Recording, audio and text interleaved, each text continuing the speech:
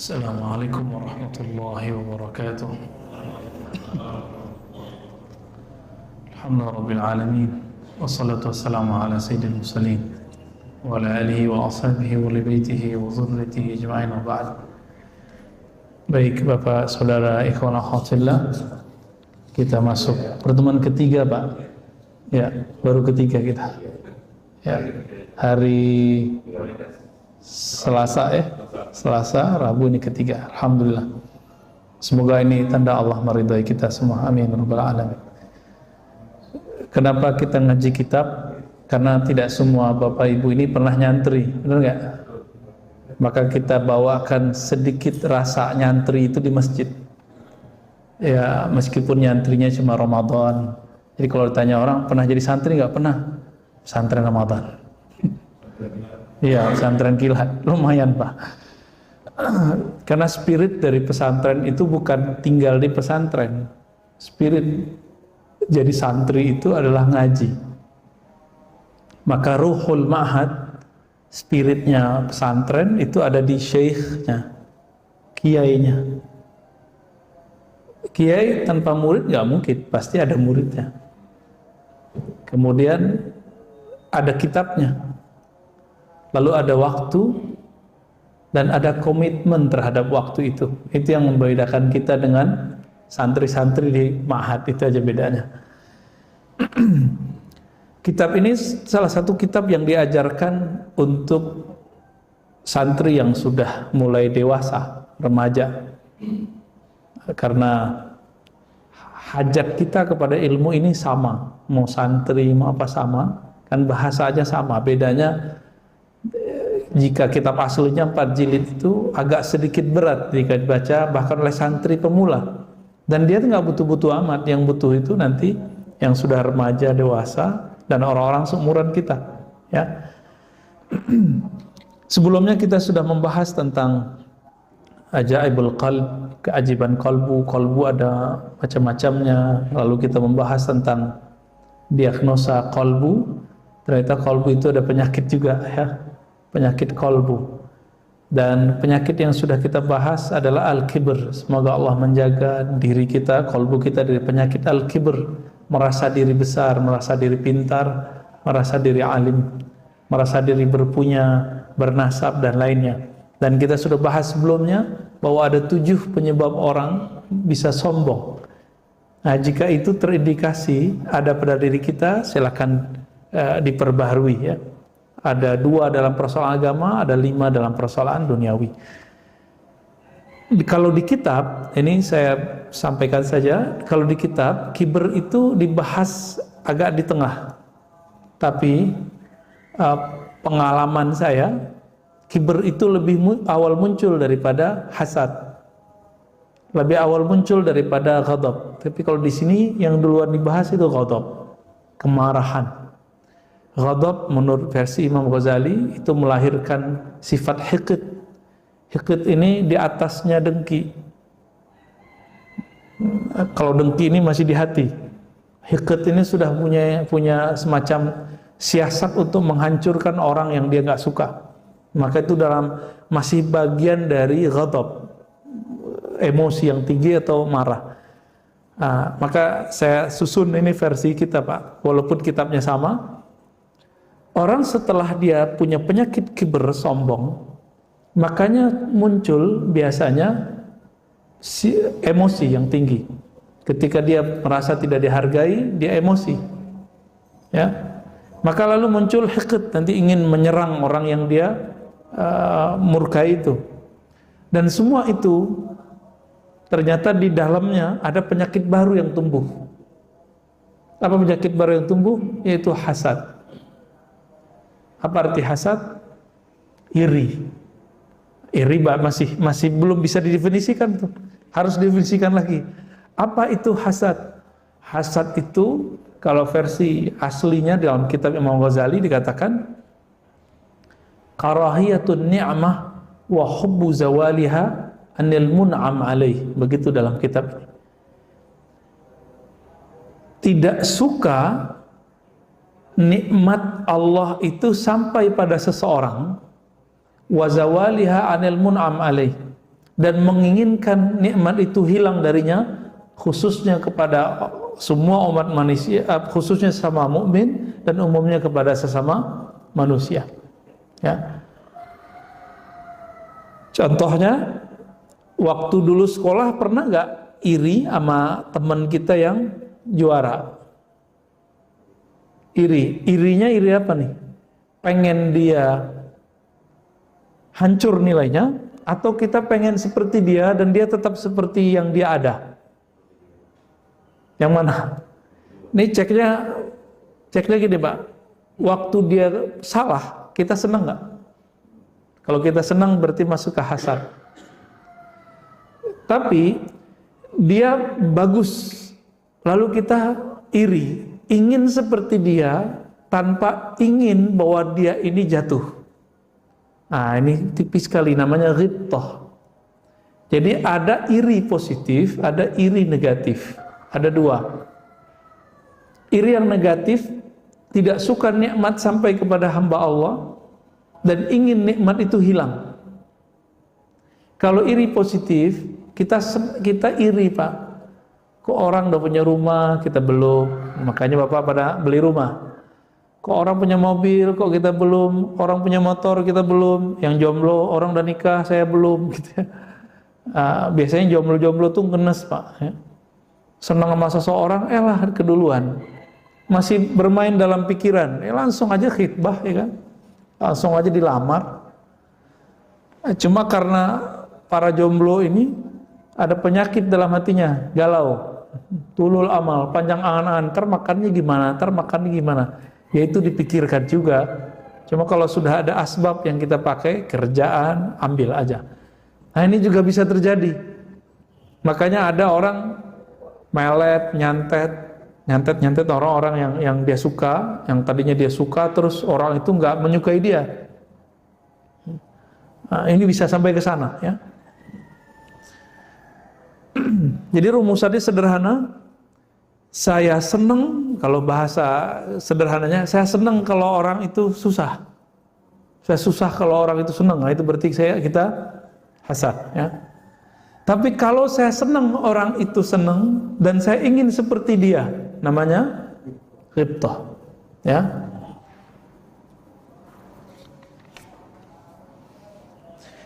Yang pertama, kita tidak senang dengan kebahagiaan orang, dengan nikmat yang orang dapatkan, ini haram hukumnya. Dan itu dicela di dalam Al-Quran. Al-Quran menyebutnya min syarri hasidin idza hasad. Jadi aku berlindung dari keburukan orang yang hasad jika dia hasad. Allah menyebut bahwa orang ini adalah makhluk terburuk. Kan Qul a'udzu birabbil falaq min syarri ma khalaq. Aku berlindung kepada Allah pencipta pengatur falak. Falak itu cahaya di subuh hari. Dari seburuk-buruk makhluknya. Seburuk makhluknya itu salah satunya siapa? Orang yang hasad. Bahaya Pak, sangat bahaya.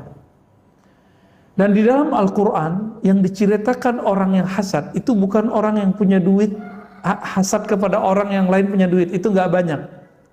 Yang banyak itu adalah cerita ahli kitab berilmu itu iri dengan Nabi Muhammad SAW yang dapat ilmu. Apa maksudnya? Hasadnya orang berilmu lebih bahaya daripada hasadnya orang yang cinta harta. Nah, ini bahayanya. Maka disebutkan di Al-Quran, di surah Al-Baqarah, di beberapa ayat-ayat itu ya, bahwa ahli kitab itu hasadan min indi anfusihim. Mereka ada hasad di dalam diri mereka.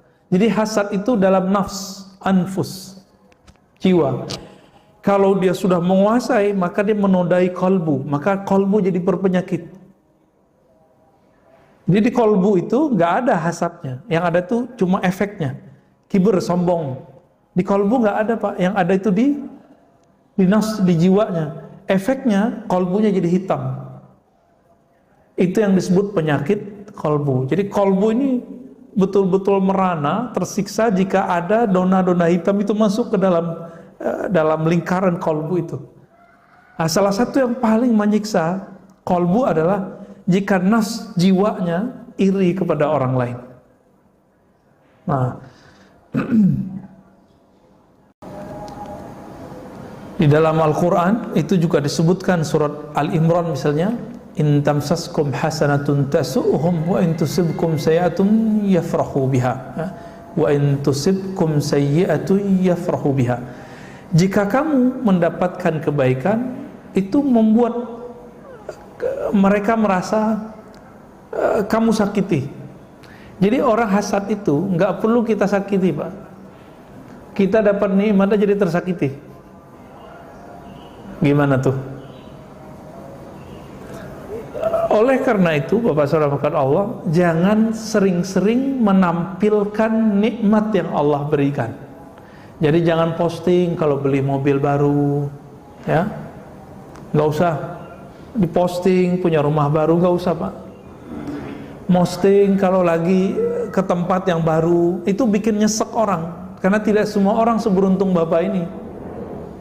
Kecuali kita sharing untuk orang-orang yang menjadi murid kita misalnya, supaya mereka termotivasi, itu boleh-boleh aja. Tapi tidak semua begitu. Makanya Imam Ghazali mengatakan di kitabnya, kullu man'umin mahsud. Setiap orang yang diberi nikmat pasti ada yang hasad kepadanya. Dapat istri baru tuh kan. Makanya ada aja yang jomblo-jomblo, apa yang muwahhidin, yang menikah dengan satu istri itu pasti nyinyir sama ustadz poligami, benar nggak? Sama teman yang poligami itu ramai sekali. Itu bagian dari hasad juga, ya. Bagian dari hasad juga. Akhirnya mereka senang nih, ada ustadz lagi cerai sama istrinya yang pertama, bersenang, diceritain, diposting. Ini tanda kalau kita hasad sama dia. Ya. Adapun dalam persoalan duniawi, Bapak Saudara makan Allah, rasa iri tadi lalu membuat kita pengen seperti dia, lalu kita bersaing, itu boleh-boleh aja. Dalam masalah ukhrawi, kita melihat ada orang yang baik, lalu kita pengen seperti dia, itu bagus, nggak apa-apa ya. Makanya di Quran itu ada fi dzalika falyatanafasil mutanafisun, ya, surat Mutaffifin, ya. Dan dalam hal itu maka silakanlah kalian bersaing, ya, bersaing yang positif. Kalau dalam hadis kita menemukan la hasada illa fisnatain, hadis Bukhari Muslim. Tidak boleh hasad kecuali dalam dua hal. Kita nggak boleh iri sama orang kecuali dua hal. Berarti iri positif ya. Coba lihat Al-Quran, Sunnah mengajarkan ada yang positif dari iri. Pertama, rajulun atahullahu al-Quran. Ada orang yang Allah berikan ilmu terhadap Al-Quran, fayatluhu ana al-laili wa ana an-nahar. Lalu dia membacanya siang dan malam. Dia mempelajarinya siang dan malam. Bapak kalau ngelihat ada orang baca kitab bahasa Arab gundul, iri nggak Pak? Harus iri Pak. Kalau nggak iri, ya berarti nggak ada hasad yang positif dalam diri kita. Saya melihat iri itu sudah lama. Semenjak umur 10 tahun saya melihat guru saya bisa baca kitab, yang dibaca kitab Al-Hikam. Ada perasaan terpendam dalam hati, pengen baca nih kitab. Gimana caranya? Pas kita lihat kayak cacing Pak. Ini ada barisnya nih, kayak cacing. Dulu kitab-kitab jadul lebih parah dari ini.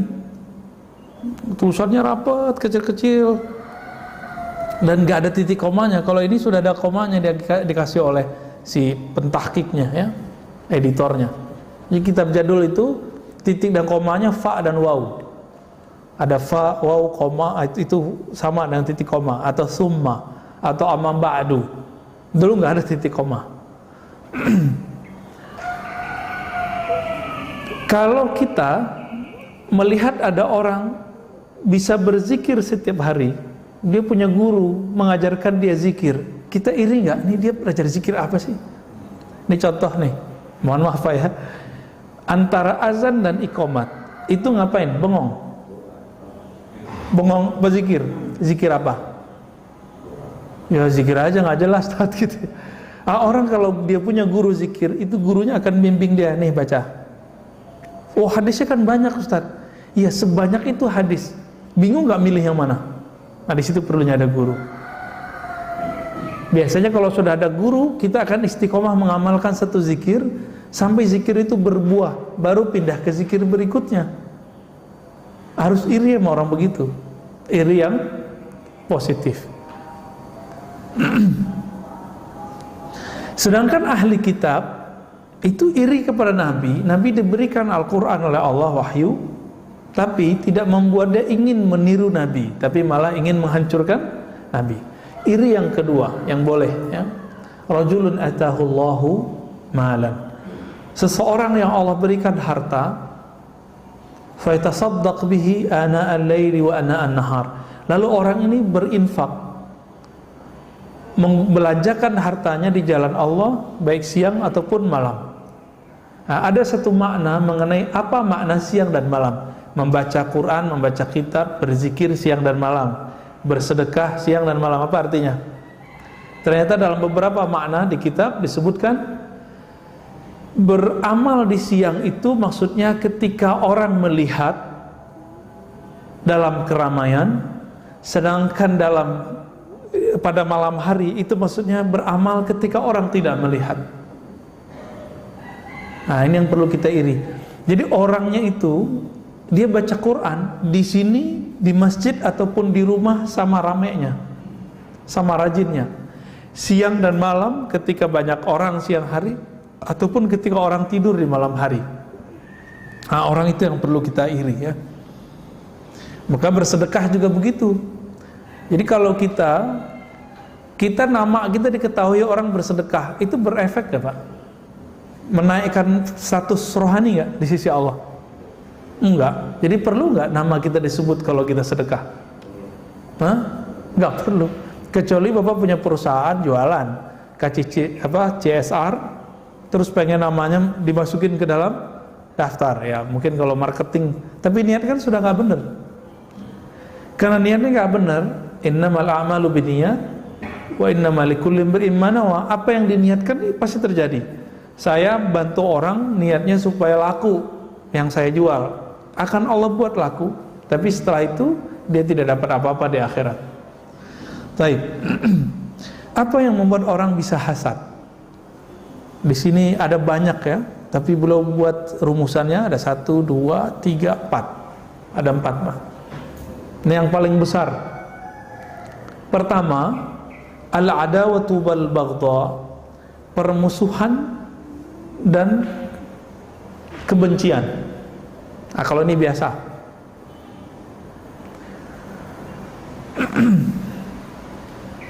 Yang kedua, ta'azzuz. Ta'azzuz ini merasa diri itu mulia, merasa diri pantas, yang lain gak pantas. Maka ada 2 orang, satu alim, satu juga alim, cuma senior junior. Ketika si junior lebih sukses daripada seniornya, ya si juniornya beli kendaraan sebelum seniornya. Apa kata seniornya? Kok kamu nggak minta izin kepada saya? Loh, apa hubungannya? Itu bisa terjadi Pak. Dia menganggap kalau dia senior, maka si junior harus minta izin kepadanya. Iya, kalau dia pakai jalannya si senior wajar. Misalnya gini, Bapak beli rumah, terus beli mobil. Mobil itu ngelewatin jalan tetangga, cuma satu-satunya itu jalan. Baru kita minta izin kepada si tetangga ini. Mohon izin Pak, saya mau beli kendaraan, ya, nanti pasti lewat di rumah Bapak, mungkin berisik gitu misalnya. Nah itu bagus, itu gak apa-apa. Ini kalau yang tadi apa urusannya? Nah itu masalah ta'azzuz. Jangankan itu, kadang kita pakai baju bagus aja dianggap nggak zuhud, ya, dianggap belagu. Jadi orang kalau udah hasad, kita senyum kepadanya, dikira kita nyengir. Kita sapa dia, dia nganggap kita bentak. Ya, kita ingetin dia, dia menganggap kita nyinyir. Begitu orang-orang yang hasad ini. Jadi serba salah sama orang hasad ini. Kita diem, dianggap kita ngapain? Sombong. Terus dia maunya kita apa gitu. Ini masalah hasad. Dan mohon maaf, hidup bertetangga itu akan muncul sifat-sifat ini. Jadi harus diantisipasi dengan cara silaturahim. Silaturahim, ngobrol jangan berlebihan. Ngobrol sepantasnya. Kita nanya sama teman, kamu kerjanya apa? Kerjanya disebutkan, oh itu kerjaan orang gaji sekian ya, gitu. Gajinya paling sekian. Itu kata-kata bahaya itu Pak, bisa nyinggung dia. Kita ngomong sama teman, oh kamu ngajar di mana? Oh di sekolah ini. Itu sekolah pelarian ya. Tuh kata-kata begitu nggak perlu keluar Pak. Nah, itu bisa nyinggung mereka. Syukur-syukur orangnya tidak hasad. Kalau dia hasad bahaya. Ya. Jadi apa yang berarti ta'azzuz? Ta'azzuz merasa diri mulia, merasa diri pantas, dan dia merasa orang lain tidak pantas. Masjid ada, kalau kita kan imam alhamdulillah sudah profesional Pak ya. Tapi kalau di kampung-kampung kan enggak. Di kampung-kampung yang jadi imam itu kan masyarakat yang pilih. Tiba-tiba si imam yang biasa nggak datang, maka naiklah tetangga kita. Kita mau apa? Oh dia nggak pantas tuh. Maksudnya kalau dia nggak pantas, siapa yang pantas? Dirinya. Nah kan maksudnya begitu. Ya. Jadi ketika kita melihat fenomena begini, langsung di-keep, ya. Jangan disuburkan itu. Dan yang ketiga, hubbur riyasati wa talabil jah. Mencintai kepemimpinan dan talabul jah, mencari kemuliaan.